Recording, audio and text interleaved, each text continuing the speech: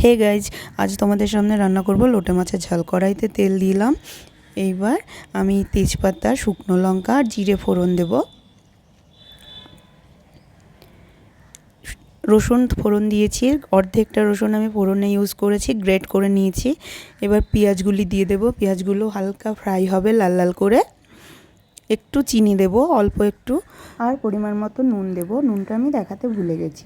লাল লাল করে ফ্রাই করে নেওয়ার পরে যখন হালকা লাল হবে মশলাগুলো দিয়ে দেবো। এখানে আছে ধনে গুঁড়ো, জিরে গুঁড়ো, আর হচ্ছে হলুদ, লঙ্কা গুঁড়ো, আদা। একটু কষানো হয়ে গেলে একটু টমেটো দিয়ে আর একটু নাড়াচাড়া করে যখন তেল ছাড়বে মাছগুলো দিয়ে দেব। লোটে মাছ খুব নরম হয়, ভাজার প্রয়োজন হয় না। মাছগুলো দিয়ে নাড়াচাড়া করে আমি ঢাকা দিয়ে দেবো, আর নাড়বো না এটাকে।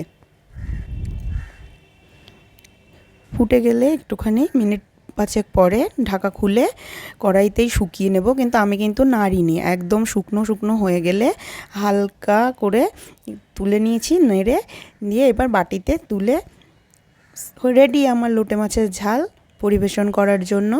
হ্যাঁ, আর একটা কথা, এখানটায় একটু লেবুর জেস্ট মানে পিল করে যে ওপরের কুড়নো লেবুটা দিলে আরও খেতে টেস্টি হয়, কিন্তু আমার ছিল না। ধন্যবাদ।